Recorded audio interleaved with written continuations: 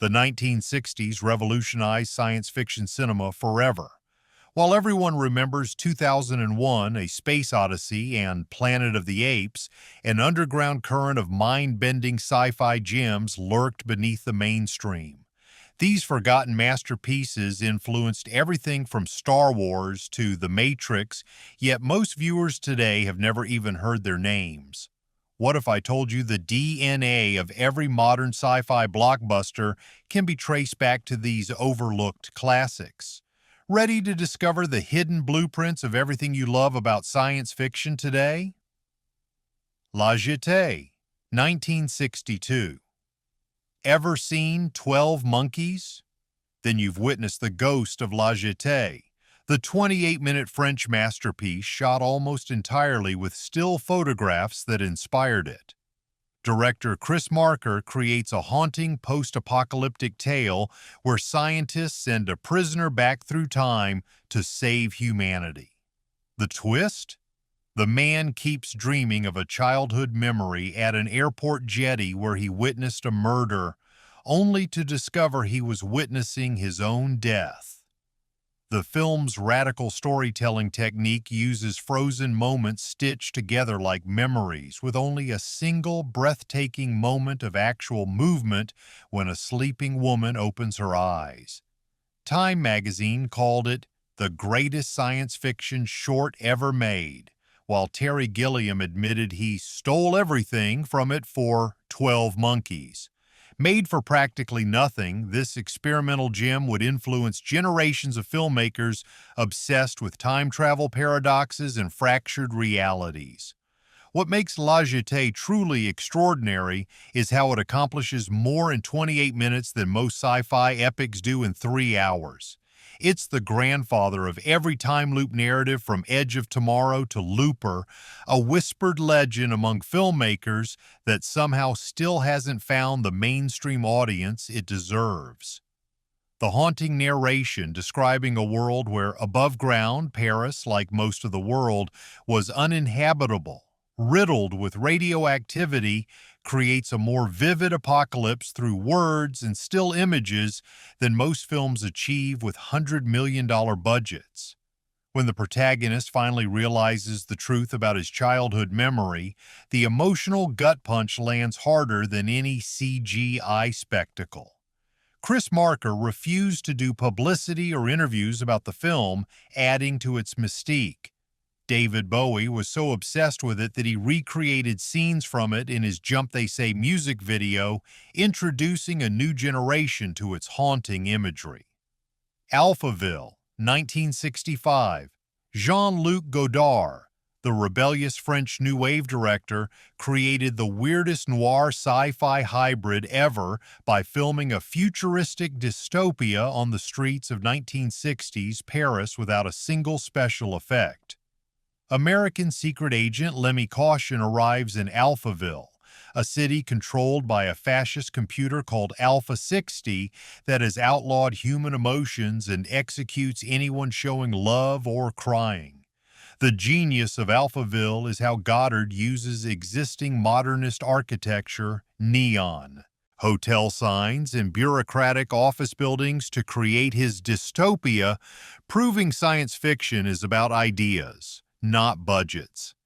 Eddie Constantine plays Lemmy Caution like a hard-boiled detective stumbling through an existential nightmare as he falls for the dictator's daughter and plots to destroy the computer. Critics initially dismissed it as pretentious nonsense, but Alphaville's DNA is visible in everything from Blade Runner to The Matrix.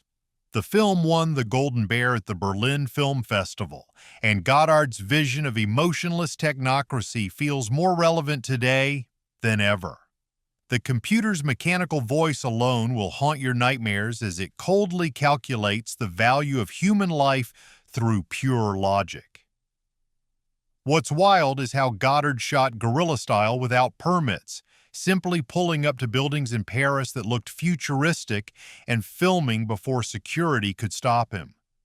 Alpha 60's voice was created by having a man with a laryngectomy read the lines, creating a genuinely inhuman sound without effects. The film's most chilling scene shows citizens being executed by firing squad, then having their bodies pushed into a swimming pool, all for failing a logic test or showing emotion. Goddard shot this in an actual Paris swimming pool with minimal lighting, creating more dread than most horror films. When Lemmy Caution finally defeats Alpha 60 by reciting poetry it cannot understand, the entire city begins to malfunction as people rediscover emotions they've been forbidden to feel. This climax inspired the ending of countless films where protagonists defeat artificial intelligence by embracing human illogic and emotion. Seconds, 1966. Before Get Out and The Stepford Wives, there was Seconds, John Frankenheimer's paranoid masterpiece about a discontented banker who pays a mysterious organization to fake his death and give him a new face and identity as a bohemian artist. Rock Hudson delivers the performance of his career as the reborn man who discovers his new free-spirited life is just another prison. The film's opening sequence features some of the most disorienting, nightmarish camera work ever filmed, with distorted lenses and bizarre angles creating immediate unease. Frankenheimer shot real footage of Hudson walking naked through a wine-fueled orgy of actual hippies, resulting in the actor's most vulnerable moment on screen. The final scene, involving a body bag and a drill, still makes audiences squirm 60 years later. Seconds bombed catastrophically on release, with audiences rejecting Hudson in such a dark role. Paramount Pictures nearly fired Frankenheimer, and the film vanished until the Criterion Collection rescued it decades later. Today, directors from David Fincher to Christopher Nolan cite it as a major influence, particularly for its exploration of identity crisis and corporate conspiracy wrapped in psychological horror. Frankenheimer's use of actual medical footage during the facial reconstruction sequence was so graphic that several audience members fainted during test screenings. The scenes where Hudson realizes his bohemian paradise is populated by fellow reborns like himself, all trapped in new lives they can't escape, remains one of cinema's most devastating revelations about the impossibility of running from yourself.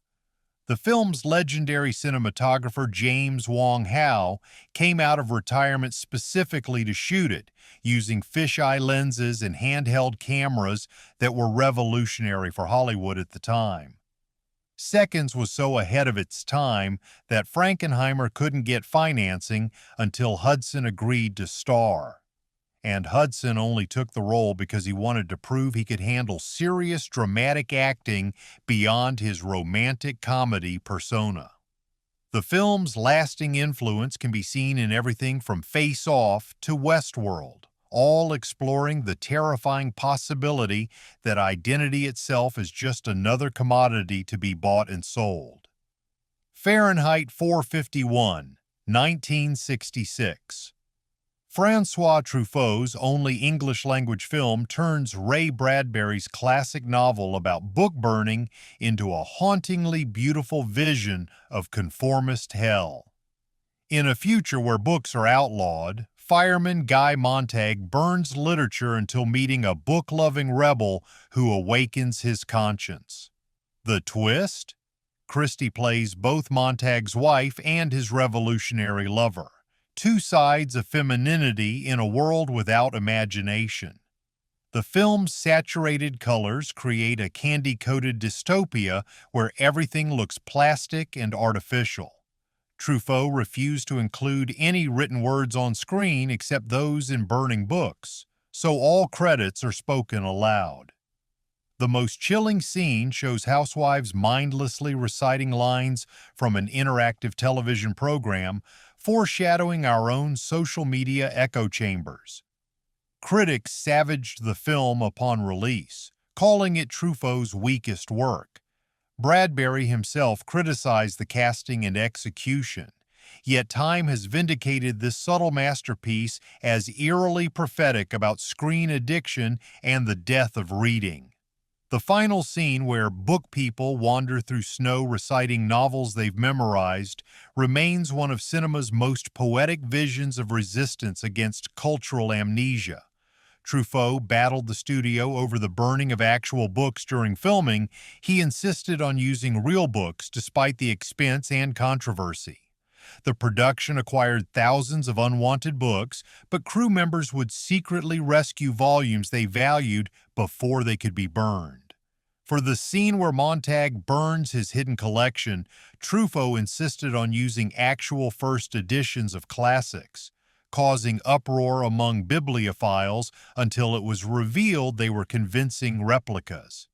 The film's most prescient element might be its portrayal of wall-sized interactive televisions that dominate homes, where Montag's wife Linda participates in scripted family programs that call her by name.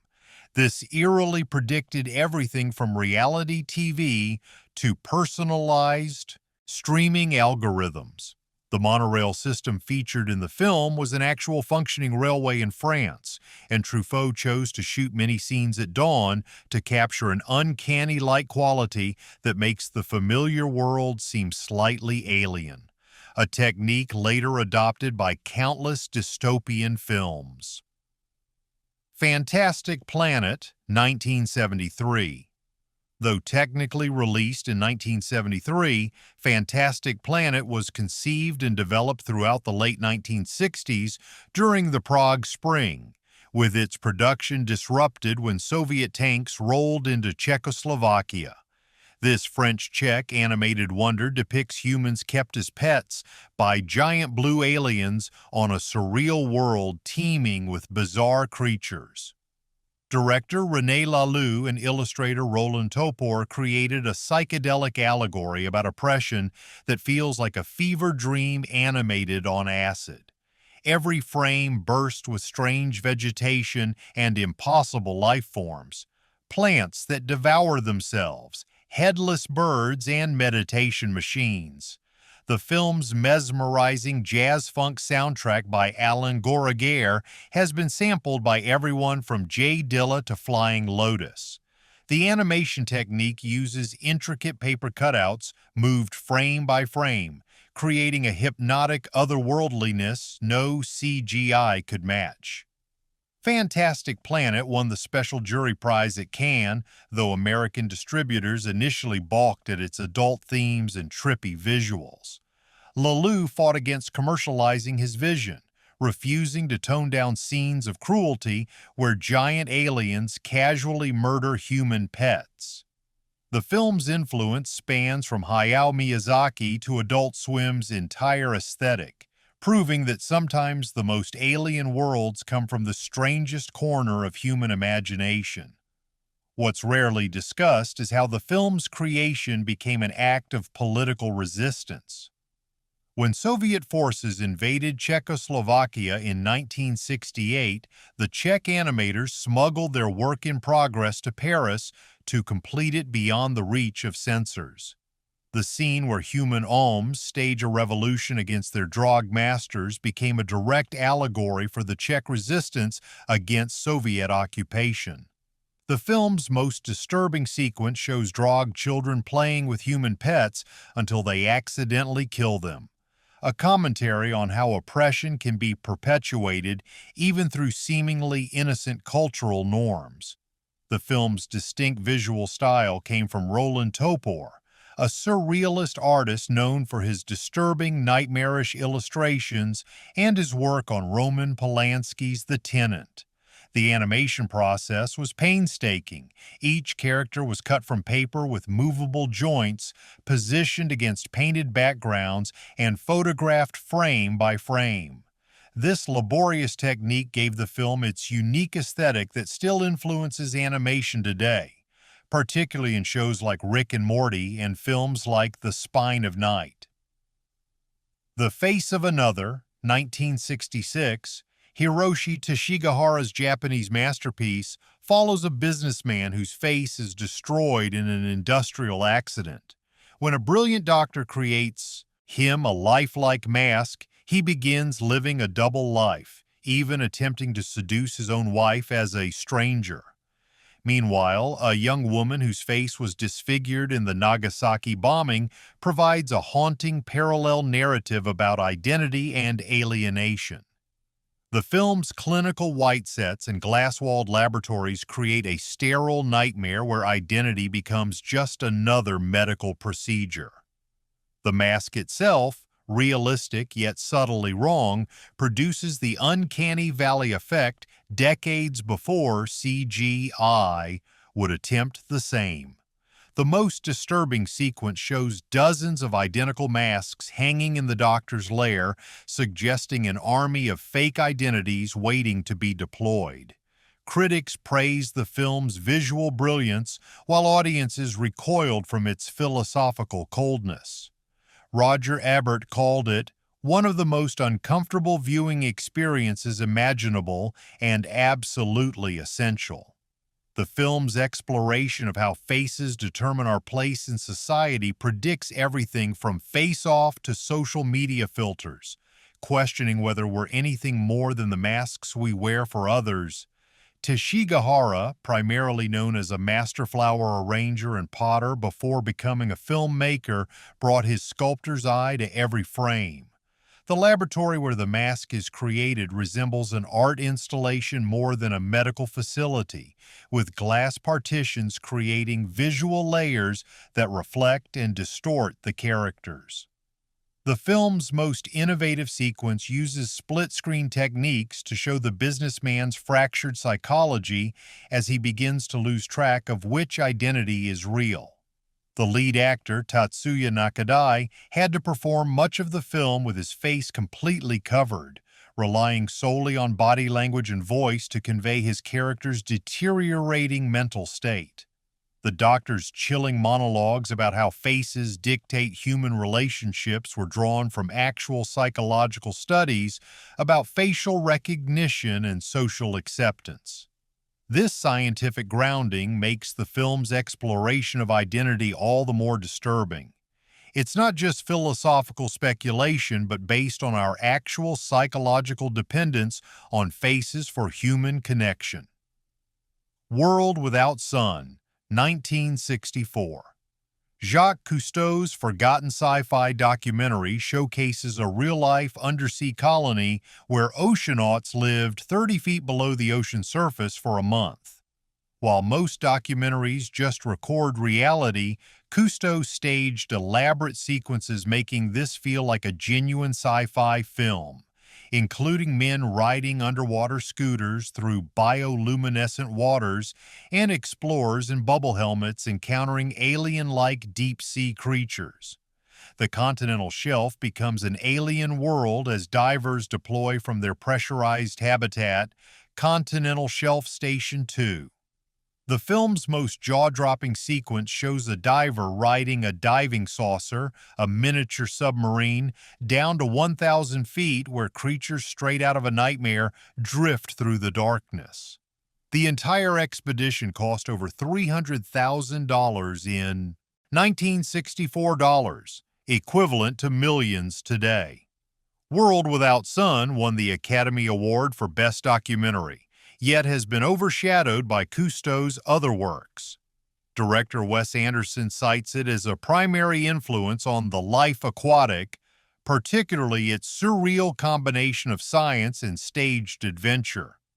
Though technically nonfiction, its vision of humans colonizing the ocean floor inspired everything from The Abyss to Sea Lab 2021, predicting underwater habitats decades before they existed. What makes this film truly ahead of its time is how Cousteau blurred the line between documentation and dramatization. He freely restaged events that had actually occurred but hadn't been properly captured on film the first time, essentially creating recreation sequences that were common in documentaries decades later.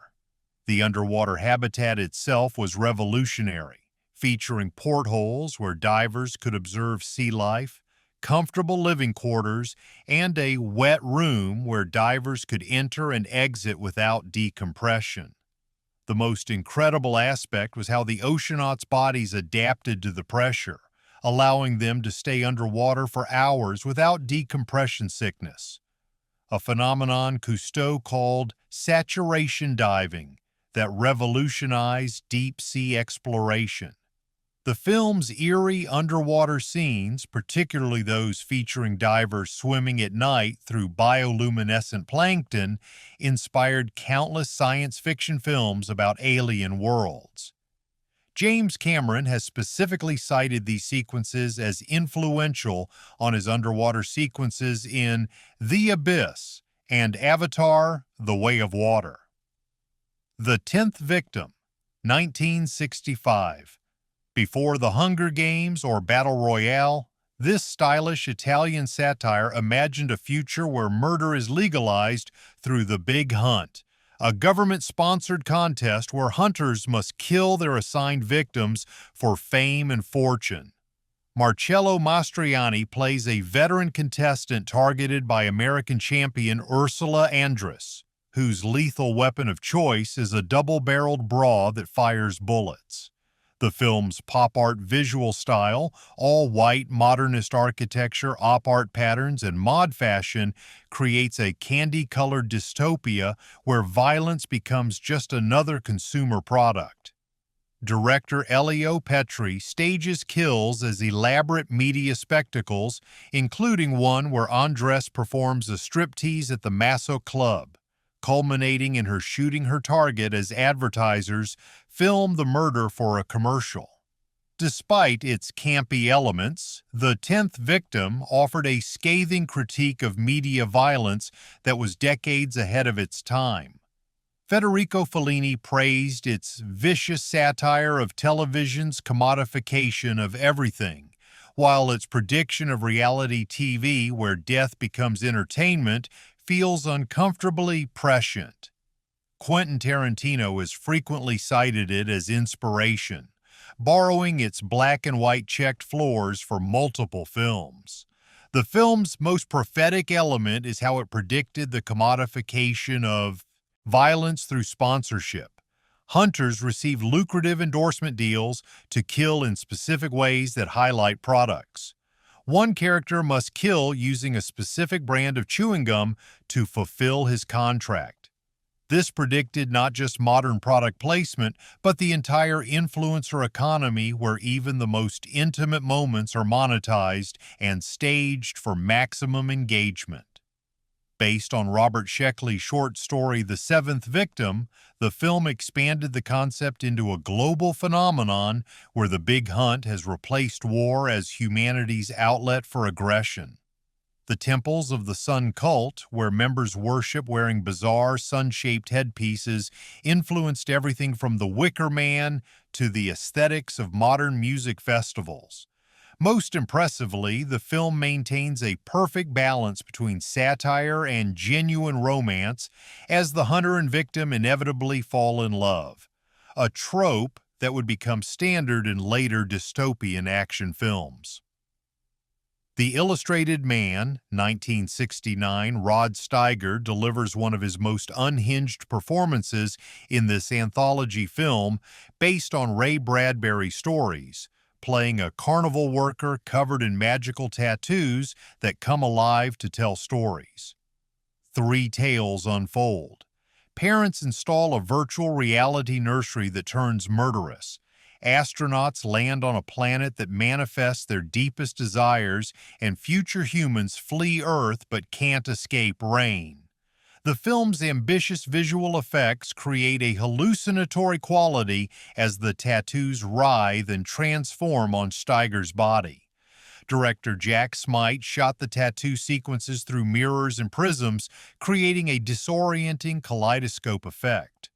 The most controversial scene shows children luring their parents into an African savanna simulation where lions wait to devour them, all filmed with real lions on set with child actors. Critics decimated The Illustrated Man upon release, with Roger Ebert calling it a mess almost beyond comprehension. Even Bradbury disowned it. Yet its exploration of virtual reality dangers and technology's psychological impact feels prophetic in our age of immersive digital worlds. The film's cult following has grown as viewers appreciate its ambition over its flaws, particularly Steiger's fully committed performance as a man whose skin tells the future of humanity. The tattoos themselves took makeup artists up to 10 hours to apply to Steiger's body each day, using a combination of paint and temporary transfers.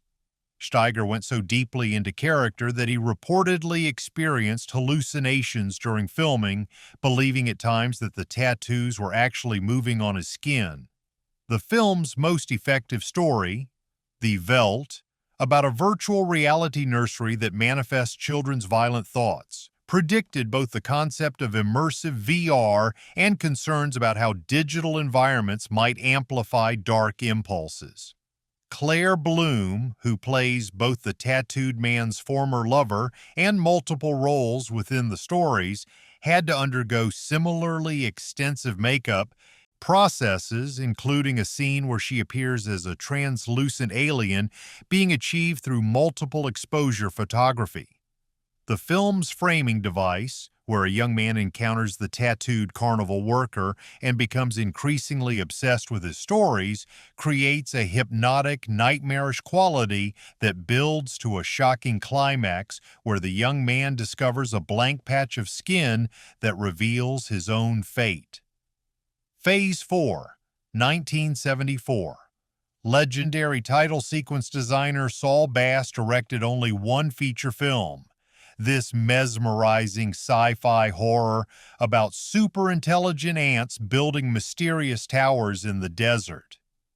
Two scientists isolate themselves in a geodesic laboratory to study the phenomenon, only to discover they're not the observers but the observed in an experiment conducted by the hive mind. The groundbreaking microphotography of actual ants in action remains unmatched, with Bass spending 9 months filming real ants performing seemingly impossible tasks. No special effects were used, just incredible patience and innovative macro lenses. The film's most disturbing sequence shows the ants methodically dismantling a dead human body, filmed with real ants on a miniature set. Phase 4 bombed spectacularly upon release, with Paramount Pictures slashing its original ending showing mankind's psychedelic evolution into the ants' collective consciousness. The studio buried it as a B-movie despite Bass's artistic reputation. The film's influence emerged decades later with Stranger Things creators, the Duffer Brothers citing it as a major reference, and its original mind-bending ending finally restored in 2012 to gasps from audiences who realized what they'd been missing for 40 years. The production faced almost supernatural challenges while filming the ant sequences. According to cinematographer Ken Middleham, several camera operators quit after experiencing nightmares about being attacked by ants. The production imported specific ant species from England and Colombia to achieve different behaviors on screen. Most impressively, Bass and his team developed a special ant wrangler technique using heat, light, and sugar trails to make the ants perform specific actions without harming them.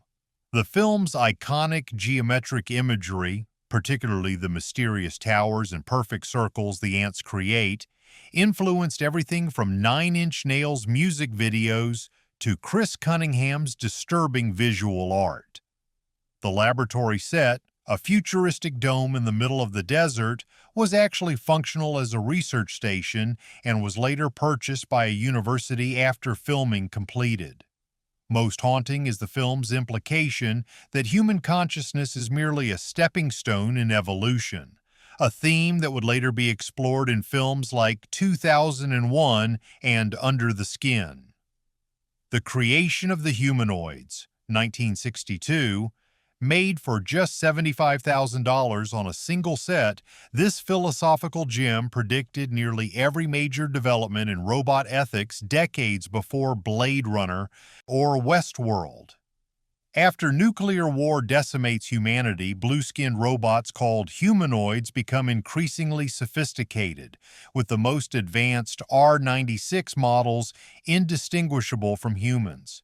the anti-robot Order of Flesh and Blood fights to prevent the machines from evolving further. Despite its low budget, the film dives deep into profound questions. What makes us human? Can robots have souls? Is downloaded consciousness still human? The dialogue-heavy script unfolds like a stage play with robots and humans debating metaphysics rather than battling with laser guns. The twist ending, revealing most characters have been secretly converted to robot bodies without knowing it, blew minds in 1962. Andy Warhol declared it his favorite film, screening it repeatedly at his factory, while Blade Runner screenwriter David Peoples acknowledged it as direct inspiration for Ridley Scott's Replicants. Despite never receiving a proper home video release until the 2000s, creation of the humanoids developed a cult following through late-night TV broadcasts. Its realistic approach to human-robot relations remains more thought-provoking than most modern AI thrillers. The film's visionary approach to robot design avoided the clunky mechanical look common in 1960s sci-fi. Instead, the humanoids have smooth, artificial skin and silver contact lenses, an aesthetic that would influence countless future depictions of androids. Most impressive was the film's pioneering concept of taping, where human memories and personalities could be recorded and transferred to robot bodies, essentially creating immortality through technology. This concept predated similar ideas in Westworld, Altered Carbon, and countless other works by decades. Director Wesley Berry, a former child actor from the silent film era, approached the material with surprising sophistication. The film's most controversial element was its suggestion that robot-human romantic relationships might be valid and meaningful, a radical concept for 1962 that caused several religious groups to protest the film's release. Despite its static camera work and limited locations, the film's ideas were so forward-thinking that science fiction author Harlan Ellison called it the most intelligent science fiction film made before 2001, A Space Odyssey. Last Woman on Earth, 1960. Roger Corman shot this post-apocalyptic gem in Puerto Rico simultaneously with two other films, using the same crew and some of the same actors to save money. The premise is elegantly simple. While scuba diving, three people, a businessman, his wife, and his lawyer, survive when the oxygen temporarily disappears from Earth's atmosphere. The resulting love triangle becomes a microcosm for rebuilding civilization.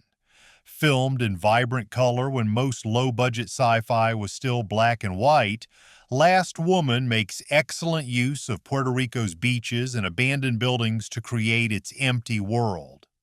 Writer Robert Town, who would later win an Oscar for Chinatown, appears as the lawyer in a performance he later called embarrassingly earnest. The film's most shocking scene shows the men agreeing to share the woman as if she's property, revealing the fragility of social norms. Made for approximately $50,000, the film turned a healthy profit on the drive-in circuit but was dismissed by critics as exploitation. Today, film scholars recognize it as a key entry in Corman's remarkable run of thoughtful B-movies that use genre trappings to explore social issues. Its influence can be seen in everything from The Quiet Earth to Y: The Last Man, establishing the template for apocalyptic stories focused on human dynamics rather than disasters. Corman's ingenious production method became legendary in Hollywood. While in Puerto Rico filming Battle of Blood Island, he realized he had 3 extra days before returning to the U.S. He quickly commissioned Town to write Last Woman on Earth, which they filmed during the day, while simultaneously shooting another feature, Creature from the Haunted Sea, at night, all with the same crew and overlapping cast. This ultra-efficient approach would later influence independent filmmakers from John Carpenter to James Cameron, both of whom studied Corman's methods. The film's most prescient element is its exploration of how quickly social structures collapse when survival is at stake. The relationship between the three survivors deteriorates as they argue over resources, territory, and sexual access, all while surrounded by the eerie emptiness of a world without other humans. This focus on interpersonal conflict within apocalyptic settings would become a staple of the genre, seen in everything from I Am Legend to The Walking Dead. These Are the Damned, 1963. Hammer Films, best known for gothic horror, produced this chilling sci-fi film about radioactive children kept prisoner in a government facility. Director Joseph Losey, blacklisted from Hollywood during the McCarthy era, transformed what could have been a B-movie into a scathing critique of Cold War policies. The film follows American tourist MacDonald Carey and sculptor Viveka Lindfors, who discover the children whose freezing skin temperature and radiation levels make them untouchable. The film's bleak coastal setting creates an atmosphere of isolation and decay, with black-clad motorcycle gangs roaming the cliffs like vultures. Oliver Reed delivers a menacing performance as the gang leader obsessed with his sister. The most devastating scene reveals the government's actual plan: breeding radiation-resistant children who can survive nuclear war, even though they'll never be able to touch normal humans. British censors demanded 9 minutes of cuts before release, objecting to both the violence and the implicit criticism of nuclear policy. The film disappeared for decades until its restoration in the 1990s revealed a lost masterpiece. Director Martin Scorsese championed its rediscovery, calling it one of the most disturbing films of its era. Its unflinching look at government using children as tools for national security feels increasingly relevant in our age of ethical questions about genetic engineering. The film's most disturbing aspect is how it presents the children. They are simultaneously victims and humanity's only future, kept in an underground bunker where they're educated via closed-circuit television and never experience human touch. The casting of these children was controversial, as they had to perform difficult emotional scenes wearing uncomfortable makeup that gave them a blue-tinged, corpse-like appearance. The coastal town of Weymouth, England, where much of the film was shot, initially welcomed the production but later protested when locals realized the movie portrayed their community as decaying and corrupt. Director Joseph Losey, working in exile in Britain after being blacklisted as a communist sympathizer in Hollywood, infused the film with his political perspective. The scientist overseeing the children's facility delivers a chilling monologue justifying their imprisonment as necessary for national survival. Rhetoric that directly echoed Cold War justifications for nuclear proliferation. Hammer Films, primarily known for Dracula and Frankenstein movies, took a significant risk with this politically charged project, and its commercial failure nearly bankrupted the studio, forcing them to return to safer horror territory. Robinson Crusoe on Mars, 1964, long before The Martian, this visually stunning adventure stranded astronaut Paul Mantee on Mars with only a monkey for company. Director Byron Haskin, who had previously directed War of the Worlds, insisted on scientific accuracy wherever possible, working with NASA consultants to create a Mars that matched contemporary knowledge, including using Death Valley's terrain to represent the Red Planet decades before we had actual Martian landscape photos.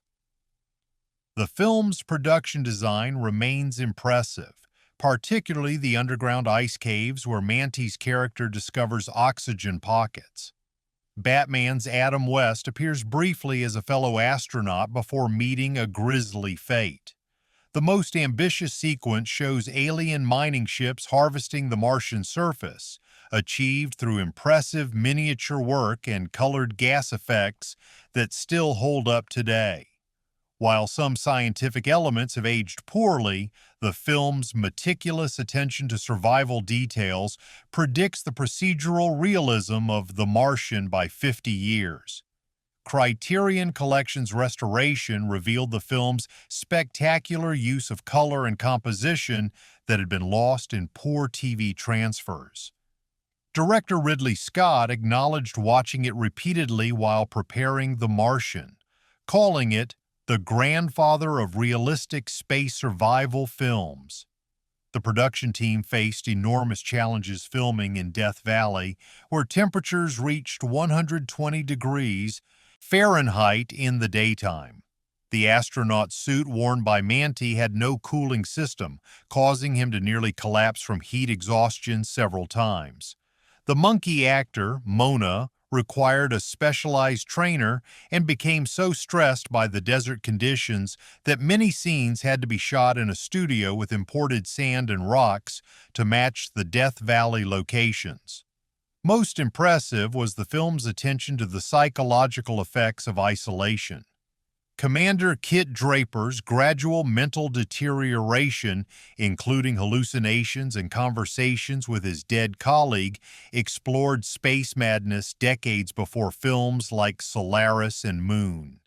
The alien spacecraft designs by noted futurist artist Chesley Bonestell influenced countless later depictions of extraterrestrial technology, particularly their hovering capabilities and silent movement, elements later adopted by films from Close Encounters to District 9. First Spaceship on Venus, 1960. This East German-Polish co-production adapted Stanisław Lem's novel The Astronauts into a visually spectacular journey to Venus. When scientists discover an alien artifact in Siberia, an international crew launches toward Venus to investigate its origins, only to discover the remains of an advanced civilization that planned to attack Earth but destroyed themselves instead. Despite budget limitations, the film creates genuinely alien Venusian landscapes filled with metallic forests, strange geometric structures, and a black, magnetic sea that defies gravity. The multinational crew represented unprecedented diversity for 1960, making Star Trek's integrated bridge seem less revolutionary. The most spectacular sequence shows the explorers discovering a vast library of metallic recordings that reveal Venus's tragic history through abstract images. American distributors butchered the film, cutting 17 minutes and dubbing it poorly, but the original version reveals a thoughtful exploration of first contact and the consequences of technological arrogance. Stanley Kubrick reportedly studied its visual effects while preparing 2001, particularly its innovative use of miniatures and lighting. The film's realistic approach to spaceflight, showing the psychological strain of long voyages and the methodical problem-solving required, established a template for serious space exploration movies that continues today. The production's most impressive achievement was creating believable alien environments on a minimal budget. The Venusian surface featured bizarre organisms made from wire, plastic, and household materials manipulated by puppeteers hidden beneath the set.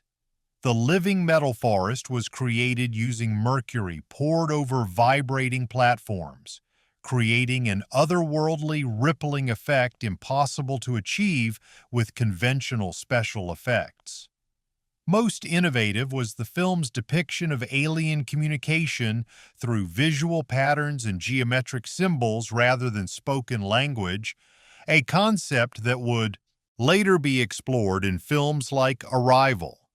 Director Kurt Meitzig faced political pressure from East German authorities to include anti-capitalist messaging, yet managed to create a story about international cooperation transcending political differences. The film's most haunting element is its suggestion that the Venusians destroyed themselves through technological hubris, a clear Cold War allegory warning about nuclear annihilation. The American version, retitled First Spaceship on Venus, removed much of this social commentary and added sensationalistic narration, transforming a thoughtful science fiction film into a generic space adventure, a fate that befell many Eastern Bloc sci-fi films when imported to Western markets. Which of these overlooked classics intrigues you most? Have you seen any of them already, or are you planning to track some down after watching this video?